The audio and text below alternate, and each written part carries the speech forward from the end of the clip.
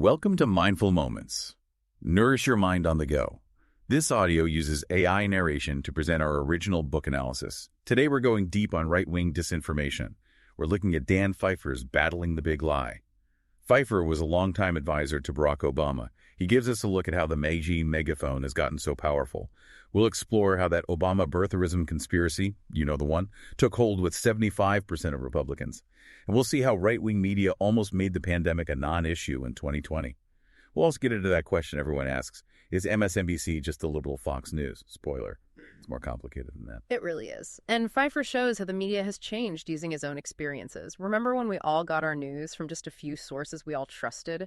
Now it's just a flood of information all the time. How do you even know what's real anymore? Like drinking from a fire hose. Pfeiffer uses a story from the 2004 South Dakota Senate race to show this. It was Tom Daschle against John Thune. And it was this blog that was spreading a racist conspiracy theory. And it actually helped Thune win. This blog, it was called Daschle v. Thune, claimed Daschle had promised something.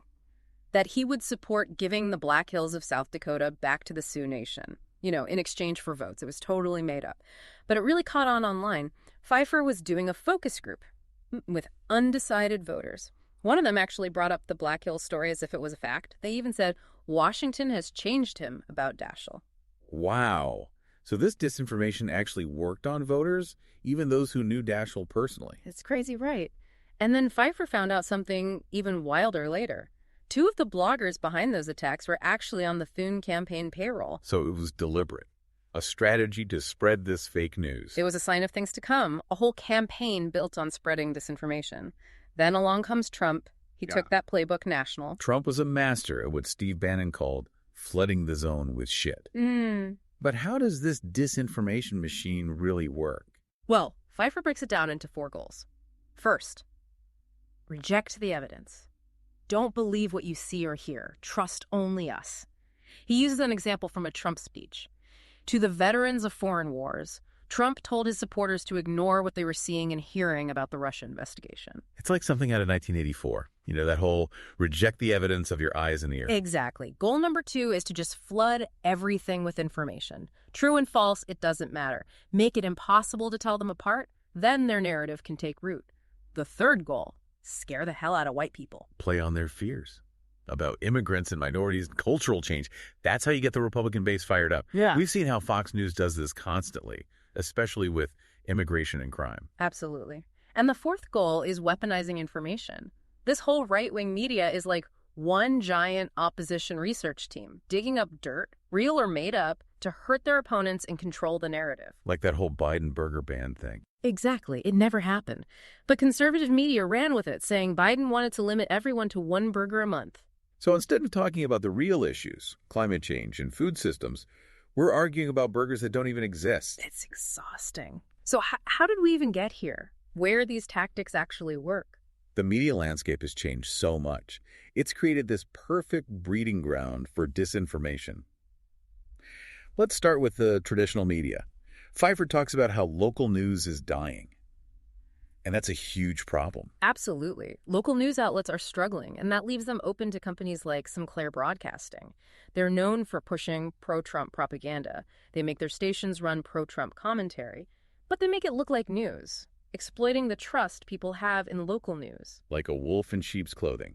And it's not just Sinclair. All these websites are popping up, looking like local news, but they're pushing partisan content, pretending it's objective reporting. Right. And then there's the elephant in the room. Social media, platforms like Facebook are a huge part of this. Their algorithms keep people hooked, even if it means promoting crazy false stuff.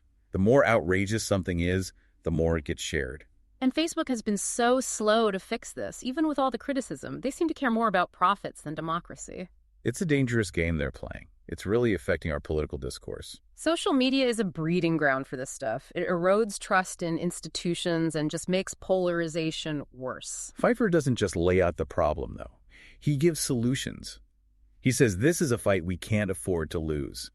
The future of American democracy depends on fighting this right-wing disinformation machine. One thing he emphasizes is figuring out why Democrats haven't been good at countering this. Part of it is that the Democratic coalition is so diverse, it's really hard to come up with a message that resonates with everyone. It really is, like herding cats. Exactly. Pfeiffer also criticizes the way Democrats usually do messaging, just trying to come up with catchy slogans or sound bites. He says that's not enough anymore. They need to focus on information and mobilization, giving people real information, teaching them how to spot and debunk this stuff, and empowering them to do something about it. So it's not a messaging war, it's a battle for hearts and minds. Exactly. And Pfeiffer points to Crooked Media as a model, the company behind podcasts like Pod Save America. Love those guys. They're funny, but they also get things done. They build trust by being transparent. They're upfront about their biases, and they call out misinformation, even from their own side. They're great at getting volunteers involved and informing voters. They figured out how to make politics fun and impactful. But what about the rest of us, the everyday listeners? What can we do to push back? It feels overwhelming. I know what you mean. It feels like a tidal wave, right? Where do you even start? Well, Pfeiffer gives some really practical advice. The most important thing is to starve the trolls. Don't give them what they want. Attention. That's tough, though. It's so tempting to jump in. Argue. Try to set the record straight. I get it. But when you do that, you just amplify their message. You're giving them exactly what they want. Attention. And these days, attention is power. So just ignore them, even when they're lying. Yeah. Pfeiffer suggests a different tactic. If you have to respond, don't engage directly with their post. Take a screenshot and share that instead. You can debunk it without giving the troll the satisfaction. What's a good idea? What else? Okay, this one's important. We have to be really careful about spreading disinformation ourselves, even when we're trying to debunk it. How do you mean? Like, even sharing something to show how wrong it is can backfire. Really? Algorithms don't care why you're sharing something. They just see that it's getting a lot of engagement. So even with a disclaimer, you're still helping spread it. It's like those content warnings online. Viewer discretion is advised. Sometimes it just makes you more curious. Exactly. It's better to focus on sharing accurate info from sources you trust. Be that voice of truth. So starve the trolls. Be careful about spreading disinformation. What else can we do? Pfeiffer actually highlights the power of humor. Laughter spreads just as fast as lies, sometimes even faster. Using humor to fight back can be surprisingly effective. It's true. You can't always argue someone out of a position they didn't reason themselves into. Sometimes you just gotta laugh. Right. It disarms people, makes them more open, exposes how ridiculous the lies really are. Pfeiffer talks about this woman, Abby Richards. She uses TikTok to debunk disinformation with humor. I've seen her videos. They're great. She breaks down these complex conspiracy theories in a way that's both funny and informative. And she does it without talking down to people. Right, which is key. You got to approach people with empathy if you want to reach them. Build bridges, not walls. Exactly. Mm-hmm. What about getting involved on a bigger scale? Pfeiffer says we should all become messengers. Share good information with our own networks, both online and offline. We can't just sit around and complain. We have to be part of this solution. That's how we turn things around. Like, get to be gov. But it's a fight worth fighting. This is a battle for hearts and minds, and we all have a role to play in pushing back against the big lie. Speaking of pushing back, Pfeiffer also addresses this whole MSNBC is the liberal Fox News thing. He says it's just not true. Yeah, it's a false equivalence. MSNBC definitely leans left, but they operate way differently from Fox News. They have a clear separation between their news and their opinion shows. You don't see them peddling conspiracy theories or flat out lying to viewers. Right. And even their opinion hosts are usually grounded in facts. They might have a point of view, but they're not actively deceiving people. Fox News has become the propaganda arm of the Republican Party. I think that's a fair assessment.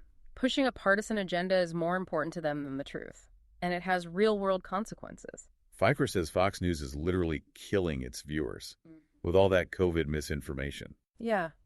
It's scary to think about. This isn't just about winning elections. It's about shaping reality, influencing behavior, even when it puts people's lives in danger.